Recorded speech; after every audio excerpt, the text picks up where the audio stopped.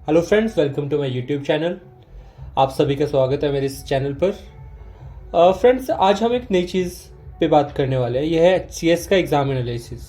आज 11 फेब को प्रीलिम्स का एग्ज़ाम था, तो अब एग्ज़ाम कंप्लीट हो चुका है।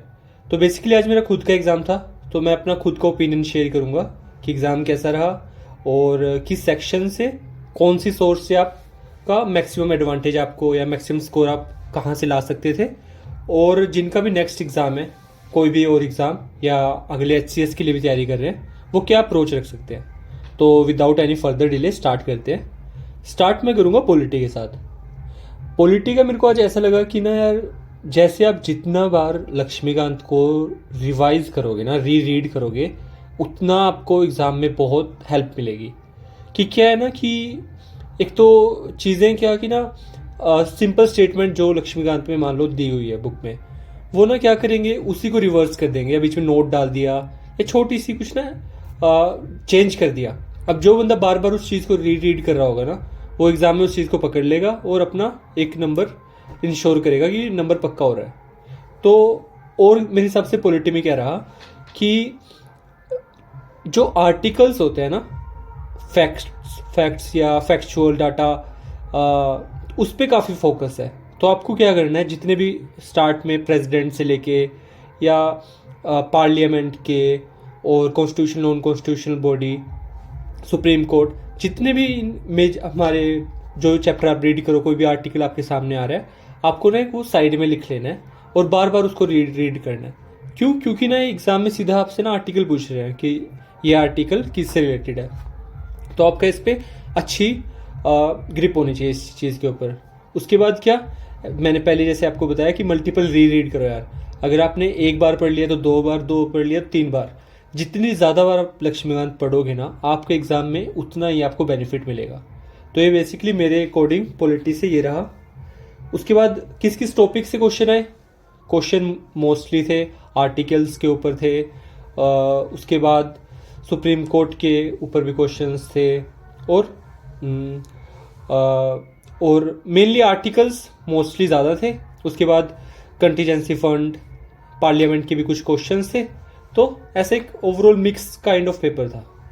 देन नेक्स्ट हम बात करते हैं अब हिस्ट्री के ऊपर। मैंने क्या फील किया ना यार, इस एग्ज़ाम में एनसीईआरटी की बहुत ज़्यादा वैल्यू थी। एनसीईआरटी से ना सीधा आपके क्वेश्चन उठे हैं कितने, इधर इट भी एंशियंट इंडिया और मॉडर्न इंडिया, मिडिवल, हर जगह से ना एंशियंट से line to line copy paste हुआ है। तो यहाँ से हमें पता लगता है कि जितने भी हमारे अपकमिंग एग्ज़ाम्स हैं, उनमें हमें एनसीईआरटी को, न्यू एनसीईआरटी को मैं सजेस्ट करूँगा, उनको बहुत अच्छे से रीड करना है। जितना आप अच्छे से रीड करोगे उतना आपका स्कोर बूस्ट होगा। तो ये मेरी तरफ से हिस्ट्री का सजेशन था, या मेरे को जो आज फील हुआ एग्ज़ाम में। देन बात करते हैं साइंस पे। साइंस का भी सेम सोर्स एनसीईआरटी। एनसीईआरटी भी कौन सी, 9th और 10th, ये दो एनसीईआरटी आपका एग्ज़ाम में स्कोर बहुत बूस्ट करेगा। आज एग्ज़ाम में line to line copy paste हुआ है। जैसे अगर आप एनसीईआरटी खोलो ना, उसमें एक्टिविटीज़ होती हैं, तो एक्टिविटीज़ से तक क्वेश्चन बना दिया उन्होंने। तो हमें क्या करना है ना, 9th से शुरू करो आप। जैसे कोई भी आप मान लो आप फिजिक्स शुरू कर रहे हो, तो पहले क्या करो, 9th से टॉपिक कंप्लीट कर लिए, फिर 10th पे जाओ। या अगर आप बायोलॉजी पढ़ रहे हो तो पहले वो टॉपिक करो जो दोनों बुक में सेम है।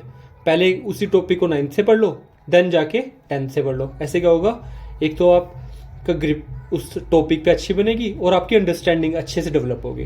तो साइंस के लिए मैं क्या सजेस्ट करूँगा, NCERT. NCERT is the key.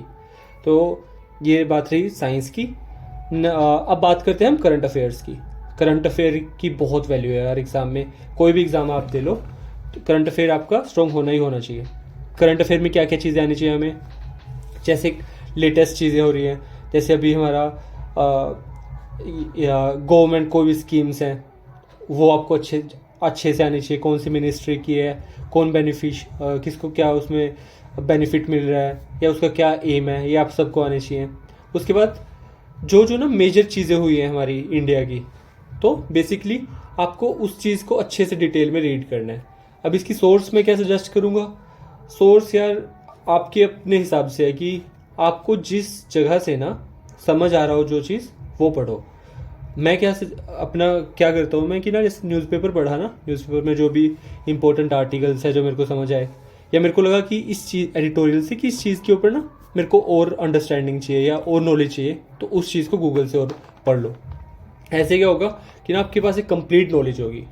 तो बेसिकली ये मेरी आज की एग्ज़ाम की एनालिसिस थी। और जिसका भी अब जो भी और एग्ज़ाम हो या जो भी नेक्स्ट एग्ज़ाम के लिए तैयारी कर रहा हो, all the best from my side and prepare well. Thank you.